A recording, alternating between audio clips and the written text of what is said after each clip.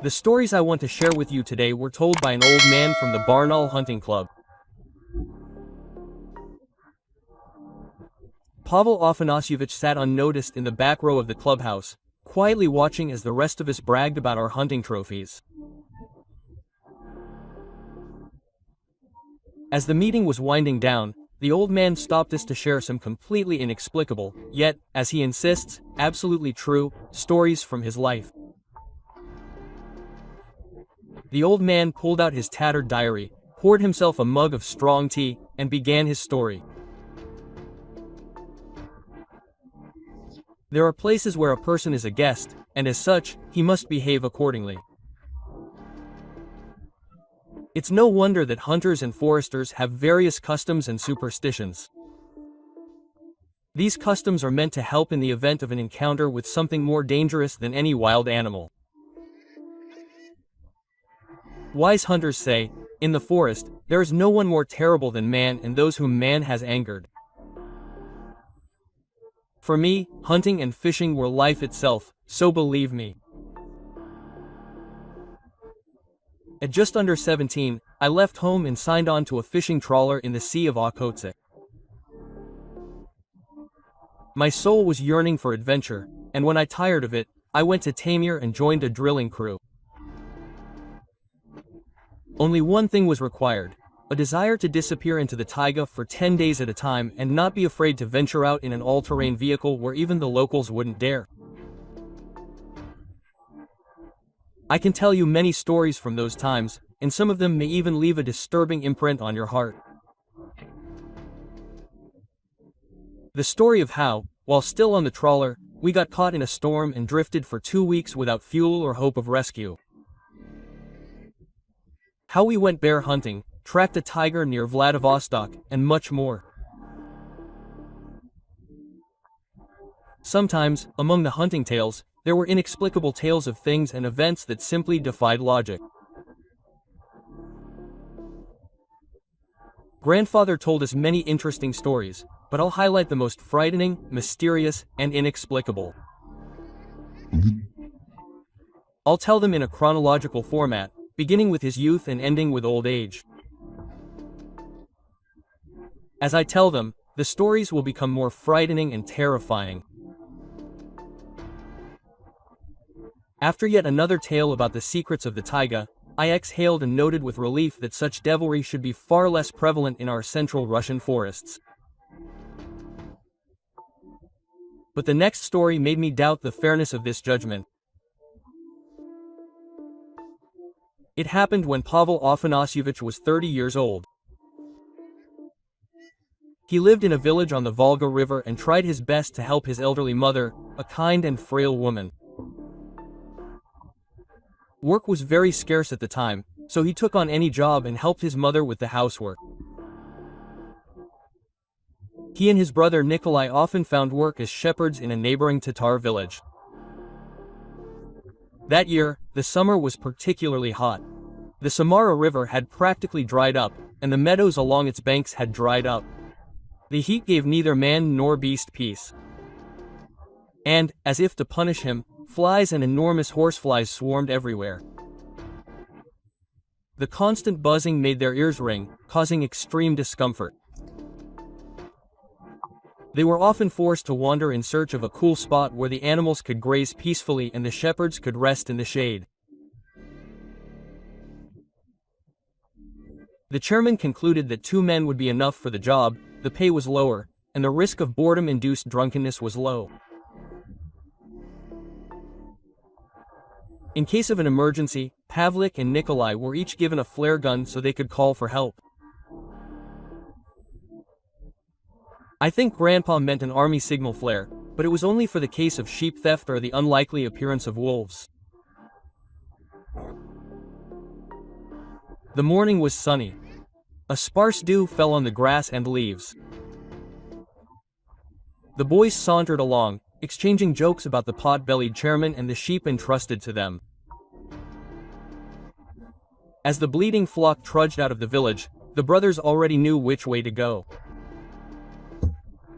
Along the river was a bend, and beyond it a marshy lowland, which, thanks to the steady weather, had dried out and become an ideal grazing spot. It was an ideal spot, but few people went there. To reach this clearing, you had to traverse hills and a steep bank. Besides, the road was long, about 20 kilometers. There was also a shortcut, but it went through the forest. Only 5 kilometers. Driving a taru through the forest during the day was foolish. There was no grass, the sheep would wander off, and it would be impossible to gather the flock together. So they decided to walk along the river to the spot and return through the forest, when the sheep's bellies were full of lush greenery. The day passed quickly and without incident. They managed to grab a bite to eat, swim in the river, and even take a nap in the shade while the sheep peacefully nibbled the grass. But by evening, the weather began to change dramatically. A glimmer of light appeared on the horizon, heavy clouds gathered, and a breeze picked up. This was something to be happy about. After all, the drought was finally over. But returning to the village in the pouring rain was a real shame. The boys gathered up a taru and drove her to the forest road. The gathering thunderstorm made it dark faster than usual. As they entered the treetops, a light drizzle began to fall. Rolls of thunder could be heard, growing more powerful with each new clap. Hearing these threatening sounds, the animals bleated in fear and tried to scatter in different directions. Then Pavlik suggested that his brother go ahead and lead the flock, while he, as the more experienced one, would gather the stray sheep. Following even a small flock along a rain-swollen road is extremely difficult. Your feet constantly get stuck in the mud trampled by hooves, forcing you to stay close to the edge of the path at the very edge of the forest. When darkness fell completely, the rain came down in full force. However, rounding up the sheep became easier. As if on cue, they huddled together and were already moving far ahead. You literally had to catch up with them. And then something terrible, incomprehensible, and chilling began. First, behind the thundering clatter of the animals, distinct footsteps were heard in the mud. A single person was walking, but not at a normal pace, but with small leaps. Pavlik assumed it was one of the villagers afraid of getting his feet wet. His spirits lifted, and his fear receded a little. But this invisible leaper didn't even think of approaching. Every time Pavlik stopped to wait for someone, the squelching in the mud stopped. He became alarmed and checked the flare gun bulging in his pocket. If it were wolves, he'd better be ready. He turned to the herd and began walking again, but more slowly this time, trying not to squelch his feet in the soggy clay. Then he heard jumping behind him again. Something large and invisible was following the shepherd relentlessly. After a while, he felt a very unpleasant sensation, as if someone was boring into the back of his head with a piercing gaze. He turned around, but it was pitch dark. The rain was pouring down, and the herd was moving further and further away. Then he realized it was just his imagination. He needed to hurry before he was left behind completely. For a while, the footsteps were silent, and even the feeling of that hostile gaze on the back of his head faded. Pavlik calmed down. According to his calculations, the forest would soon end and the village would be about an hour's walk away. And then he suddenly realized someone was standing behind him. An unpleasant smell of rotting leaves and some kind of swamp rot assaulted his nose. These weren't the familiar scents of a summer forest during rain. A scalding breath could be felt through his wet hair. The boy knew it was anyone but human.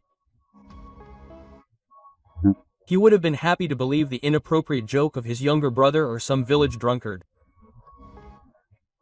But the smell of that breath and the bone-chilling terror convinced him otherwise.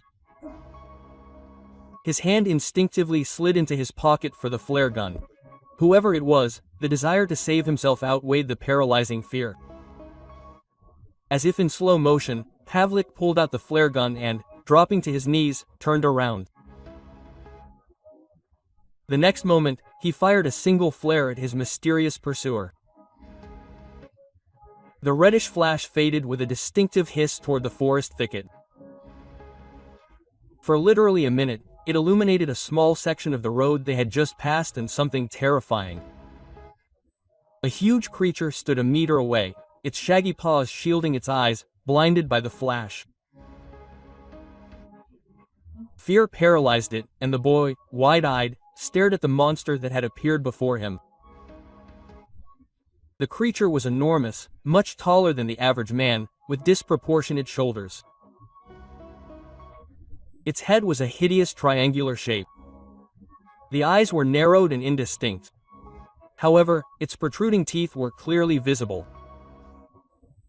It was something unimaginable, resembling neither man nor beast. The creature silently opened its mouth and raised its limbs. Blinded by the light, it clearly felt pain and was frightened. That's why it jumped back sharply and, without uttering a sound, rushed into the gap in the forest. The boy stood motionless, watching the fleeing thing. When the shock of what he had seen wore off, Pavlik rose from the ground and ran as fast as he could toward Nikolai. He didn't tell his younger brother about the monster, but insistently pulled Kolya toward a clearing visible ahead.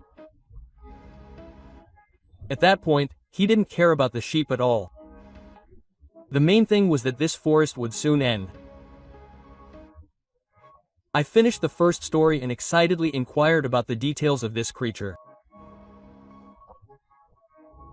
Grandfather replied that it was unlike any animal on the planet. It had a sharp snout and jumped like a frog.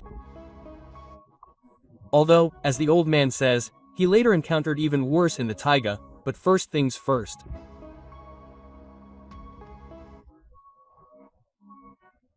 And the next story Pavel Afanasyevich tells happened when he was 50. The old man and his friend were hunting on the Amelon River, and, according to grandfather, the hunt was going to be tough. According to their plan, they were supposed to return home within a week. At least, that's what they had initially planned. By arrangement with a local agency, they were flown by helicopter to the river's headwaters and dropped off in the middle of the forest at a suitable landing site. Along with them, they unloaded all their gear and the catamaran, which they planned to use to travel down the Amelon to the base village. This was several hundred kilometers along the riverbed, so the journey lay ahead. The hunters began their journey in August. For the harsh Chukotka region, this is probably the most comfortable time of year. But, to their great disappointment, the weather turned out to be disappointing. It rained incessantly, and a strong wind whipped up waves so strong that rafting on the catamaran was nothing but a nuisance. Consequently, they covered half the expected distance in a day, and their plans gradually fell apart. Furthermore, Pavel Afanasyevich's companion absent-mindedly drowned his friend's rifle in the deep river. This led to a disagreement between them, which in the taiga wilderness never leads to anything good. The formerly best friends had fallen out so badly that they split up.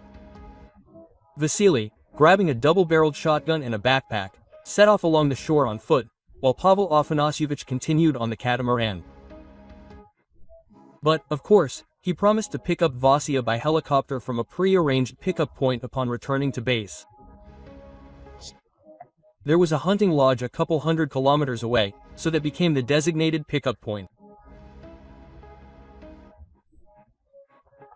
His friend had rafted down the river without incident, but when they arrived by helicopter to pick him up from the lodge, he wasn't there.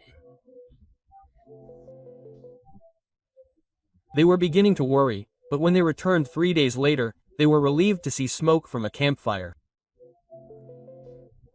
Vasya was alive, though not exactly healthy. A festering wound had formed in his right palm, and a deep cut marked his chest. Vasya scratched it constantly, complaining of an unbearable itch. Having forgotten all the grievances of his 10-day wanderings through the taiga, he told his friend what had happened. After they had passed each other, Vasily had walked along the riverbank without turning back. Along the way, he shot ducks and partridges, and in the evenings, he fished for grayling. In general, he wasn't starving, and the weather was gradually improving. Only mosquitoes slightly spoiled the idyll, forcing him to constantly wear a mosquito net, as spray repellent was of little help. A week later, the path was blocked by a swamp adjacent to the river. To avoid it, Vasily had to travel several kilometers from the shore. In this unfamiliar mountainous terrain, he lost his way. However, it took him a while to realize he was lost. He wandered about 10 kilometers from the river before realizing something was wrong. The white nights were already waning.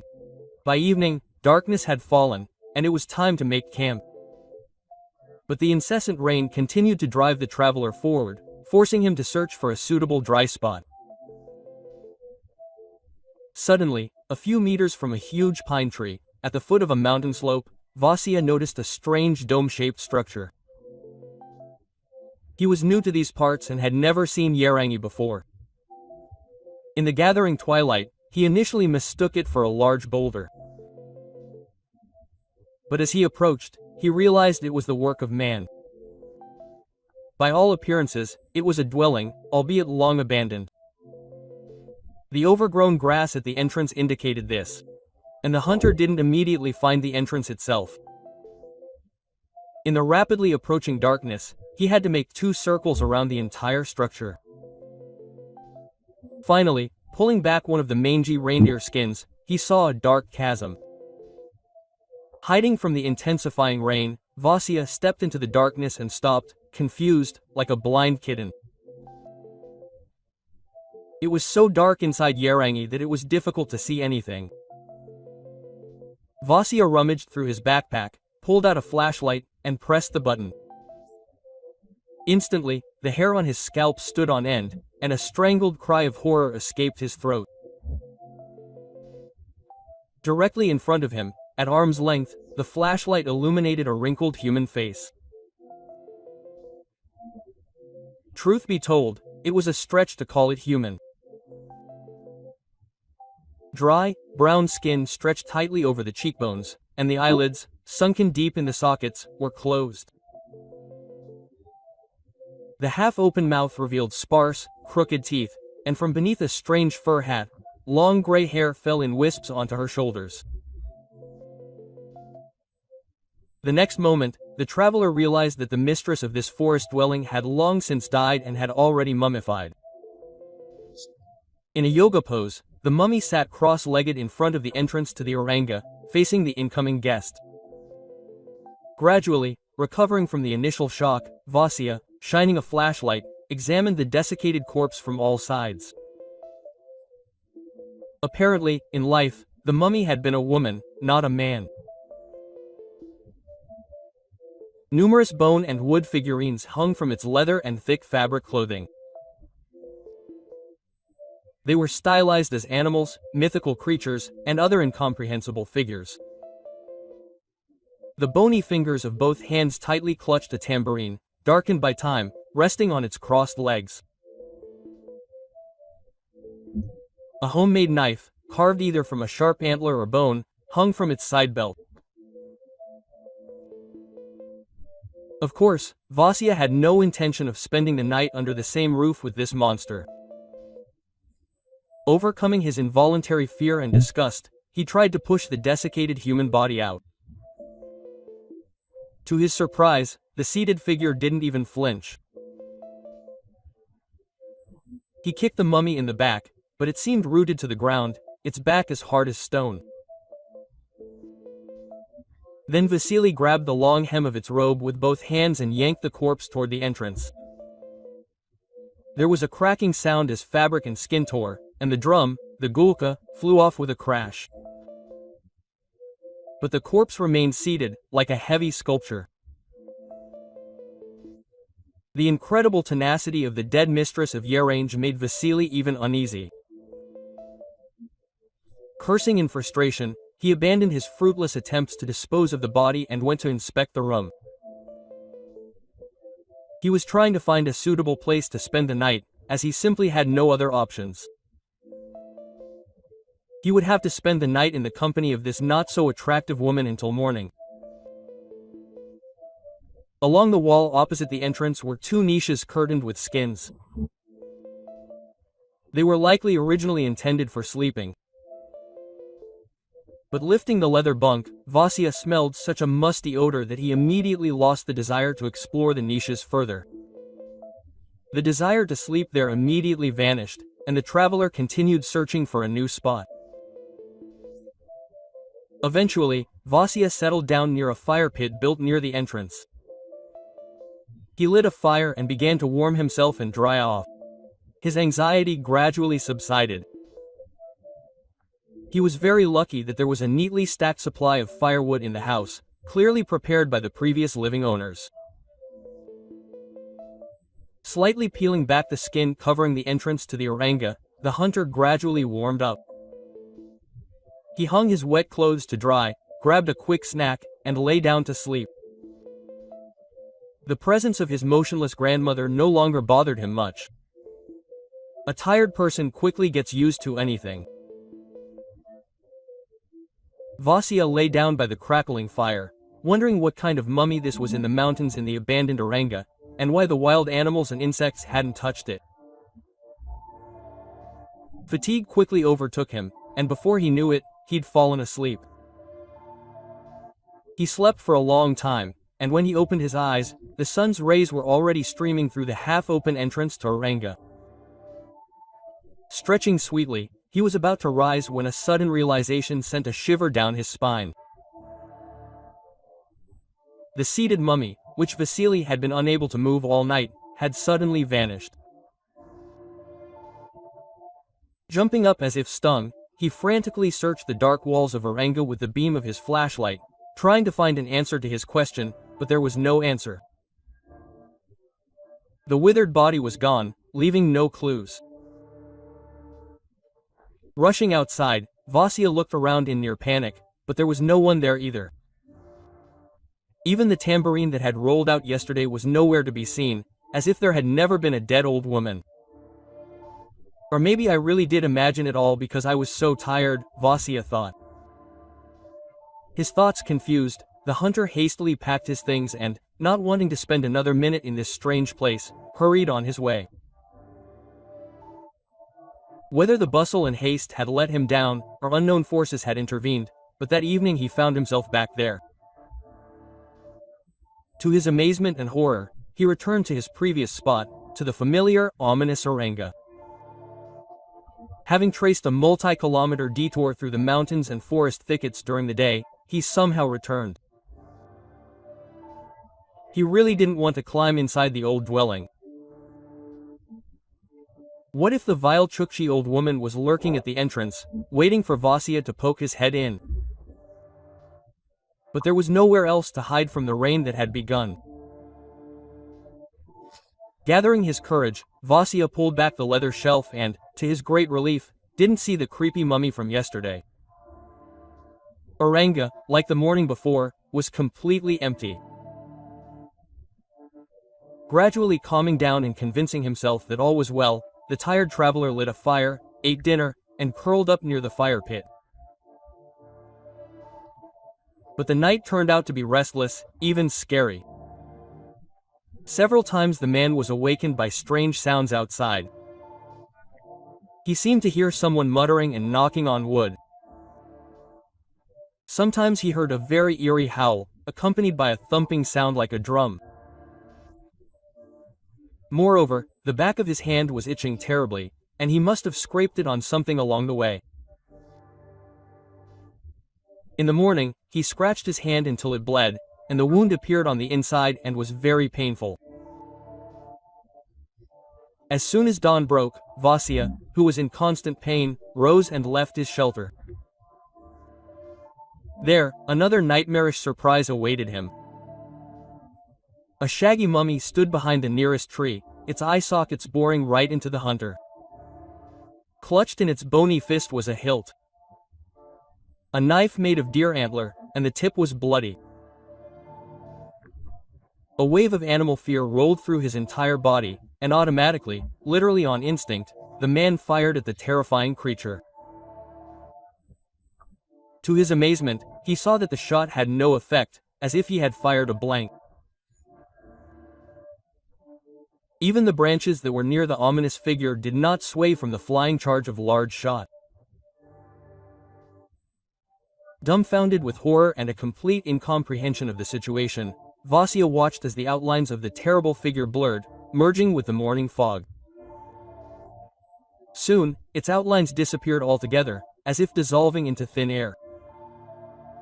Vasily no longer understood at all what was dreaming and what was reality. In utter confusion, almost running, he moved away from the terrible place. Not making out the road and barely orienting himself in space, he simply ran forward. The wound in his palm hurt unbearably, and then it began to ache. Chest. At first, it was only felt on the skin, and then deeper and deeper. A sharp pain almost reached his heart. Luckily, Vasya finally made it to the river. Along the river, literally a day later, he reached the appointed meeting place at a hunting lodge on the shore. There, a helicopter picked him up, and Vasya was saved. But this story did not have a happy ending. A strange, festering wound in his chest literally spread to his heart with lightning speed. A day later, already in the hospital in Anadyr, Vasya died. Doctors said that very rarely, such rapid sepsis occurs after infection.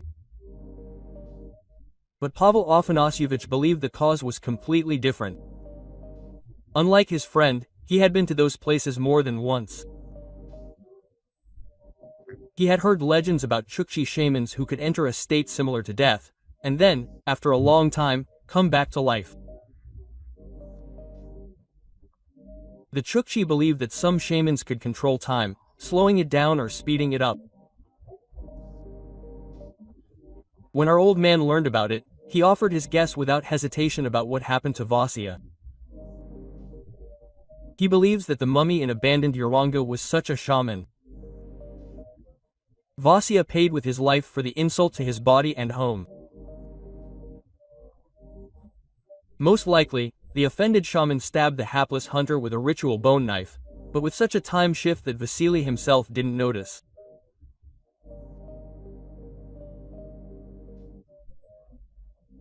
And the next eerie story happened to a young boy who lived next door to Pavel Afanasyevich. I won't name the exact locations at the old man's request. The boy, Mitya, was 25 years old at the time. Why I called him a boy, you'll understand later. He and his friends had a favorite summer pastime. After running around all day, they liked to lie down somewhere in the grass by the railroad tracks and watch the trains go by. They liked the passenger cars the most. It was as if another life flashed by in them, distant, unfamiliar, and alluring. For the boys from in the Ural village hinterland, evening vigils by the railroad were a fascinating pastime. Perhaps even more entertaining than a new video game for today's spoiled kids. Often, the youngsters were joined by the overgrown 25-year-old Midka. Mitka had his share of mental quirks, although no one ever noticed any particular oddities on his part. He simply sometimes chatted nonsense and giggled constantly, like a foolish child. He couldn't get along with his peers. Perhaps this was also because he couldn't stand vodka. By nature, he was very sociable and kind. So he hung around with the teenagers. Mitka didn't have a permanent job, although he was hard-working and teetotal. Every day, he helped load and unload train cars at the station or stack logs and boards at the sawmill. He might be weak in the head, but his physical strength and endurance were beyond measure. He offended me. That's how he lived. And he probably received some kind of pension from the state due to his mental disability. The boy inherited a small house on the edge of the street along the railroad from his tragically deceased parents. Local kids often visited Mitka's house. In the unkempt hut, you could run wild without fear of breaking or smashing anything. You didn't have to worry about getting scolded by the adults. Everything had already been broken and smashed before us. But it wasn't just the freedom of the hut that attracted the boys. Mitka was also a great artist. All the walls of the small hut were covered with his drawings. Moreover, according to his grandfather Pavel, Mitka's paintings looked quite good. The old man says they were no worse than those of a real artist. But that wasn't his only talent. And the seemingly stupid boy also wrote poetry, but he never wrote it down anywhere. He would recite it right away, and then he would forget. But he would, of course, remember some things, and then recite them at the request of the listeners. The women at the station especially enjoyed listening to lines about love. Mitka sometimes produced such verses that the local women would choke in tears. Hearing another of the poet's rhymes, the women would scold the good-for-nothing guy that it was high time he got married. It wasn't right, they said, for a healthy man to be wasted without a wife. But Mitka avoided serious relationships with women, or, more accurately, was even afraid of girls. And they probably didn't take him seriously either. So the burly young man lived as a bachelor for a quarter of a century. And his beard was like a wild goose, black and unkempt, sticking out in all directions. His hair was also to match. He had never seen a barber's scissors. If you looked at Mitka from the side, he looked like the devil from a fairy tale, except without a tail and horns. Even the boy's ears were slightly pointed at the ends, like a demon's. Well, at least they were hidden by the perpetually tousled hair on his head, but despite such a demonic appearance, the boy had an angelic character. Mitka was a kind and harmless person. And then one day, Mitka and two other boys, as was their custom, were watching the trains passing along the rails. It was a sunset June evening, and it was rather boring. Trains rarely passed through the small station, and passenger trains never stopped at all. But when it was getting dark and the small group was about to go home, something unexpected happened. A human figure nimbly jumped out of the tail of the last car, then crouched down and froze on the sleepers. All the boys paused in amazement, and the figure slowly straightened up and began to look around.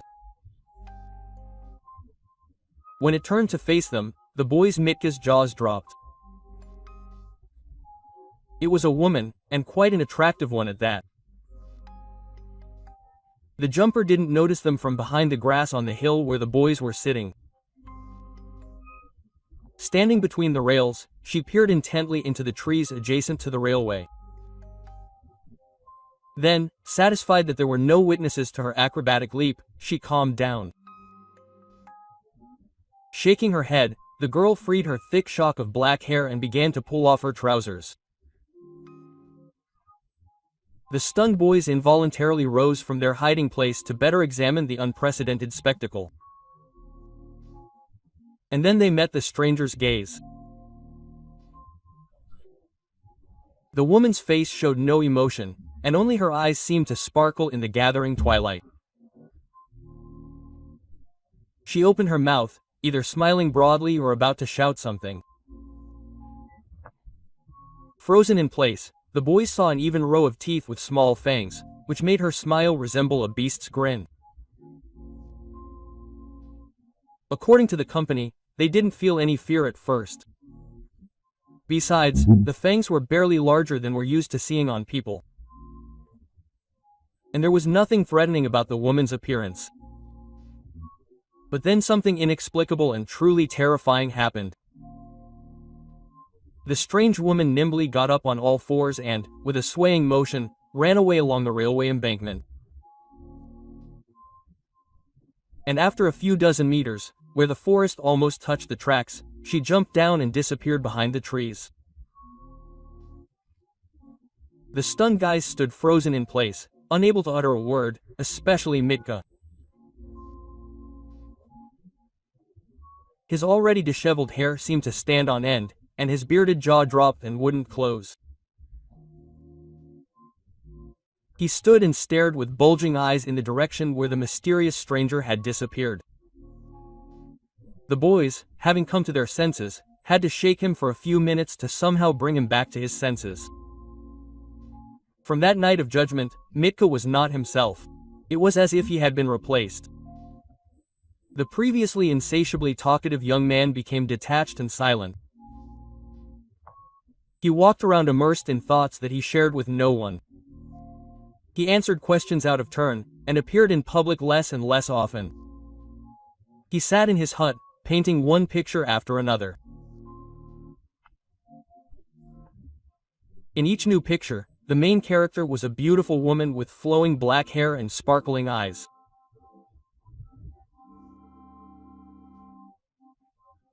Rumors of what happened that late evening, of course, quickly spread throughout the small village, but no one seriously believed the boy's tale. Only a few old grandmothers, as usual, mumbled that trouble was coming soon.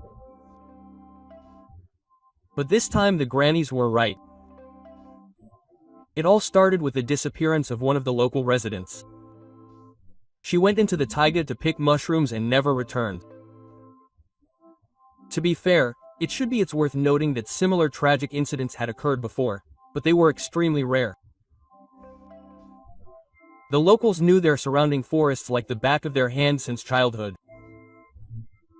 And there was no need to delve into the dense forest for mushrooms. In those years, mushrooms and berries were plentiful, and in the area around the station, they simply grew underfoot. The entire village searched for the missing woman, but they were never found. They had barely recovered from the first grievous loss when, a week later, a second one occurred. This time, a young girl disappeared, having recklessly ventured into the forest alone. People began to talk about wolf packs and man-eating bears. Mushroom and berry-picking trips were sharply curtailed, and if they did venture into the forest, it was only in groups. And the larger the better. Only Mitka was unfazed. Contrary to general fears, he actually cleared the forest even more than before. The young man abandoned his usual odd job at the station and sawmill.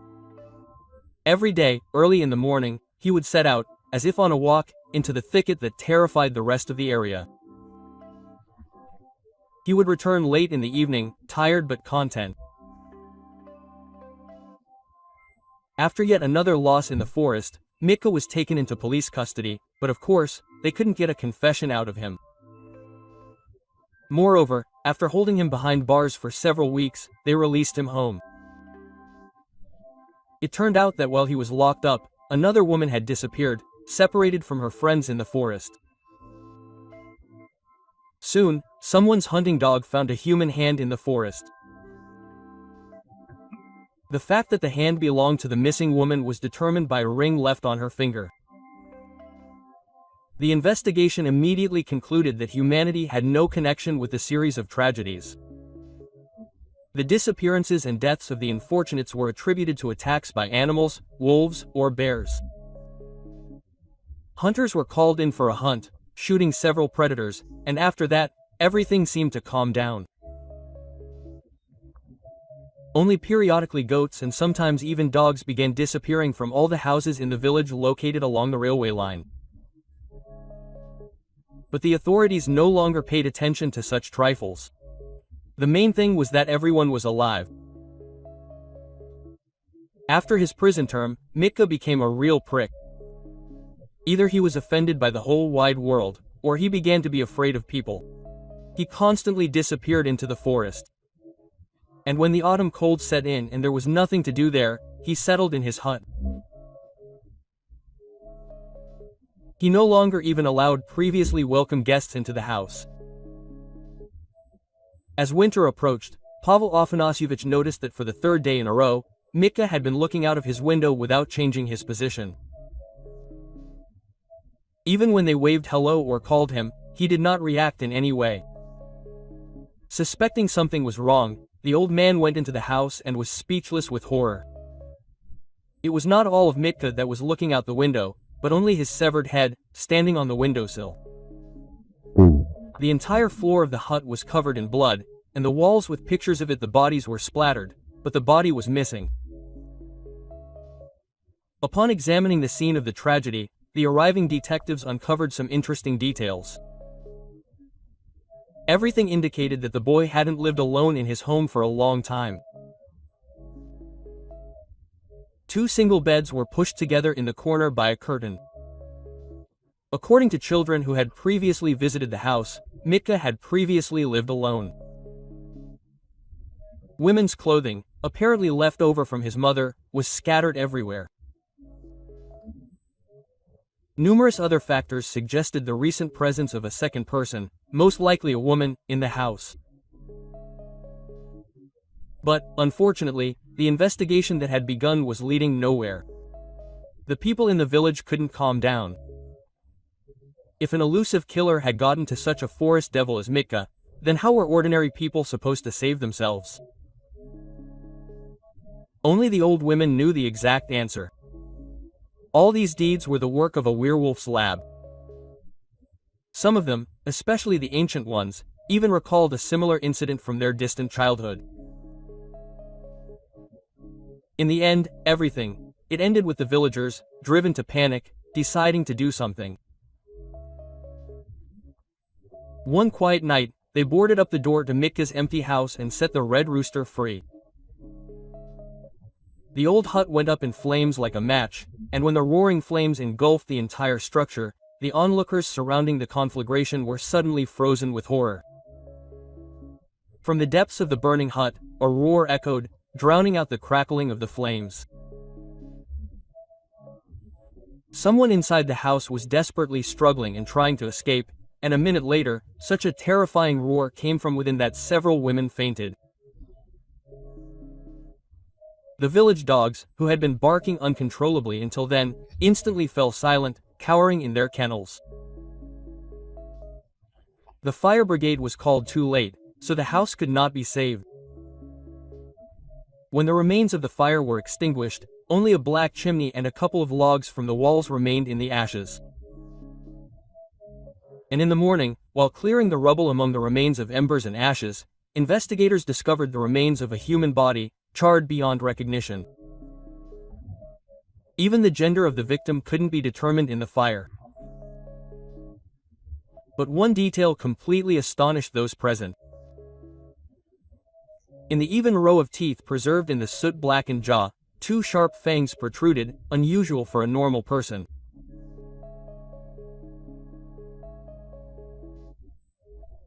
The extreme story occurred during Pavel Afanasyevich's military service.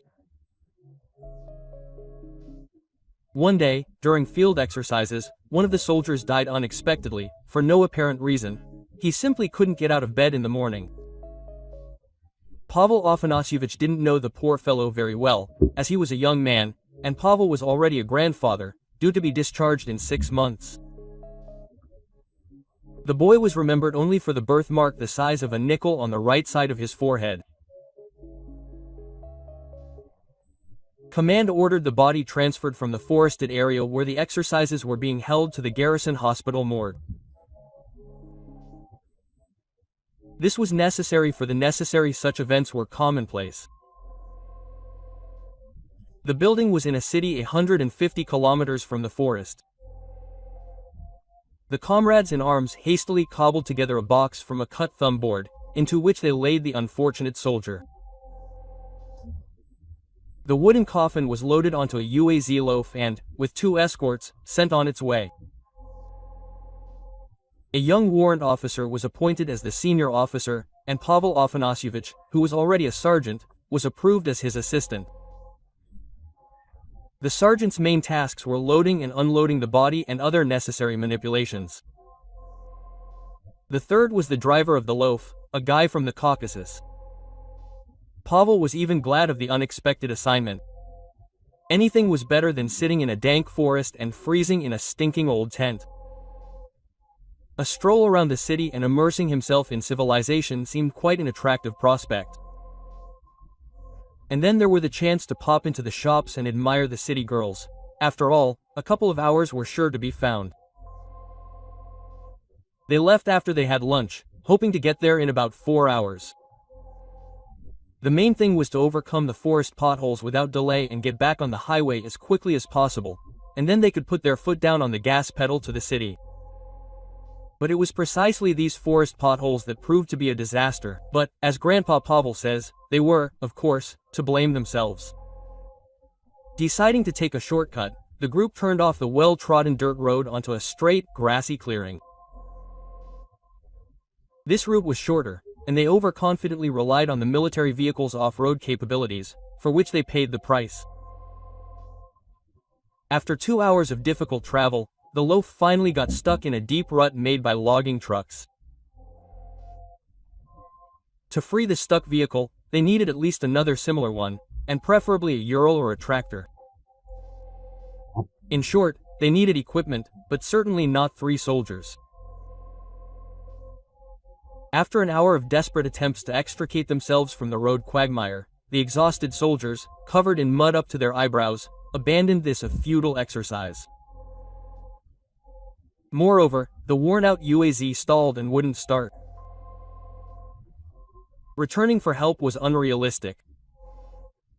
Covering 20 kilometers through the forest's rugged terrain was a true feat, something no one was willing to undertake. Walking further to the highway was also pointless.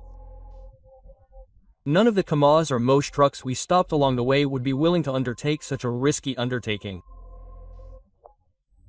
Drivers will agree with me that rescuing an old soldier's UAZ from the taiga's captivity wasn't the best idea. Moreover, it was so remote that they were unlikely to find a ride. Moreover, a cold September rain had cleared the road, and the evening twilight was slowly gathering. In such a hopeless situation, there was nothing left to do but resign oneself to fate and remember the saying that the morning is wiser than the evening. It should be added here that all this happened at a time when only high-powered businessmen and gangsters had cell phone service. Radios our soldiers didn't have any with them. An event of this nature didn't require it. Late September in Siberian regions is already quite chilly at night. Very soon, the unfortunate travelers were tap dancing with their teeth in the cold, like a musical trio. Inside the iron UAZ, it wasn't much warmer than outside. Except for the wind. To avoid freezing to death before morning, they decided to start a fire. But all attempts to find dry firewood in the forest darkness, soaked by the incessant rain, came to nothing. In utter despair, the soldiers turned their attention to the dry plain boards from which the transported box containing the corpse was made. The driver didn't have an axe, but he did have a crowbar. They used it to pry open one wide top board for kindling, and immediately all 3 felt their hair stand on end. In the dim light of the UAZ's interior light, an eerie scene unfolded. A sight to behold. The corpse stared up at them from below through the gap in the wooden box. It was completely unclear why they hadn't closed the dead man's eyes. The young ensign was the most nervous of all. He was never one for courage, and now this had happened. And it also meant he'd disrupted the body's timely delivery to the morgue. As the one responsible for this assignment, his superiors would certainly not pat him on the head. Shifting from foot to foot, the ensign declared, in short, "Soldiers, close dead man's eyes and let's go quickly and start a fire." The Caucasian soldier categorically refused to approach the corpse, let alone touch it. Our Pavel Afanasievich had to close the deceased's eyelids. He wasn't one to be timid, so he managed it. The board that had been torn off was broken into small pieces with the same crowbar. The dry, resinous firewood quickly caught fire, despite the incessant rain. The chilled soldiers huddled around the fire. Finally, it felt lighter, warmer, and more cheerful. But, unfortunately, it was short-lived, and within minutes, most of the wood had burned down. They had to break a second board the same way, then a third, fourth, and fifth. Soon, the entire box was consumed by the flames. When the last embers began to burn down and the heat was dwindling, everyone returned to the UAZ. It was no warmer there than in the forest, but at least the rain didn't soak them. The body, lying in its regulation underwear, was dragged to the back doors and propped in a corner to take up less space. The ensign and Pavel settled on the floor, throwing all the rags in the car under them. The Caucasian horseman slumped in the driver's seat, and the soldiers fell asleep. Pavel woke to the ensign nudging his side and whispering fearfully in his ear, pointing toward the rear of the car. The sergeant glanced there and shuddered involuntarily. Two lights glowed dimly from the corner where the dead man had been sitting. Looking closer, Pavel realized they were the dead man's eyes glinting in the moonlight. But they had been closed yesterday. How could that be? There could, of course, be a rational explanation. The lower eyelids had simply drooped under the force of gravity. But in the current situation, it still looked rather eerie. The dead man seemed to be peering at the sleepy people lying on the floor of the car. He absolutely did not want to touch the cold body. Then Pavel pulled a suitable rag from under himself and threw it over the dead soldier's head. Despite the eerie surroundings, the sergeant, tired from the day, soon fell asleep. But he was soon awakened by another jolt. The restless warrant officer was breathing fearfully in his ear. The warrant officer claimed to hear strange sounds and ordered him to listen. Raising himself up on his elbows, the sergeant listened into the night silence. From the driver's seat came the soft snoring of the dozing driver. Outside, he could hear the gentle patter of raindrops on the back of the loaf, but nothing else. And suddenly, from the corner where the silhouette sat, covered with a rag, came a deep rumbling sound. It sounded like the rumble of intestines from hunger or indigestion. A few seconds later, the rumbling sound was repeated, and Pavel realized that the gases were coming out of the dead man's liver. He reassured the warrant officer, saying it was a natural process and nothing to worry about. The next day was a tough one, and the soldiers tried to get some sleep. But they didn't get much sleep. The chaos continued. Dawn was just beginning to break. When the sergeant woke from a draft blowing through the cabin, he opened his eyes to find the rear door of the car open, letting the forest wind blow freely through. But the worst part was something else. The body in the corner of the car was gone. The young man nudged the warrant officer and jumped out with him. They saw a white spot 3 meters from the loaf of bread. Apparently, the dead man had accidentally fallen out of the poorly locked rear door. But he fell and froze in a very strange position. He was kneeling, his elbows on the ground, his head upside down. And all would have been fine, except he was about 10 meters from the car. Grabbing the twisted body under his arms, the soldiers dragged him back into the UAZ. Since there was no point in lying down, they grabbed a quick bite to eat and began to consider what to do next. Taking a rain cape, Pavel and the warrant officer set off for the exercise site for help. Vadil, who was desperately protesting, was left to guard the military equipment in the assigned facility. The journey through the forest's rugged terrain took them all day, and they only reached the field camp in the evening. The commander, of course, spent a long time ranting and raving, cursing, but he didn't dare send the tow truck out for the night. Reinforcements, an armored personnel carrier with several soldiers, were dispatched at dawn. After covering 20 kilometers through the forest, they arrived at a UAZ stuck in the mud. Looking around, the soldiers were slightly concerned that the driver wasn't there to meet them. Dismounting from the vehicle and approaching the UAZ, they saw a rather terrifying scene through the fogged-up windows. The young man was kneeling inside, swaying like a pendulum, muttering incessantly. He was completely oblivious to the calls and knocks on the outside of the truck. They couldn't reach him for about 30 minutes, after which they brought a crowbar and forced open the side door.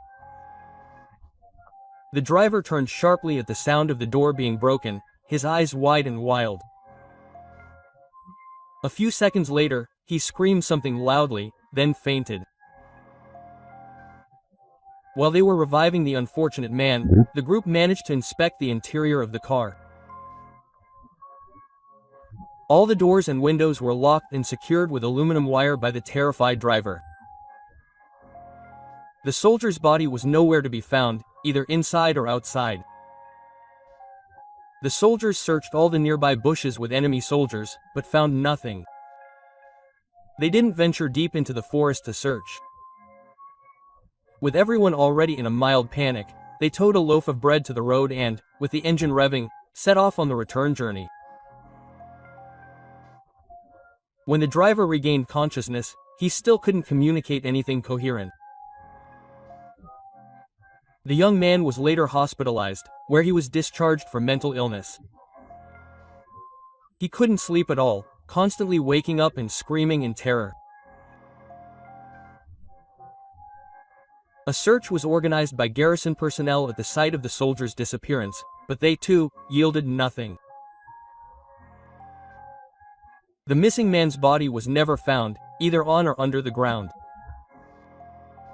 It was concluded that a bear, attracted by the smell of a corpse, had dragged him off. There were no particular problems with the deceased's relatives.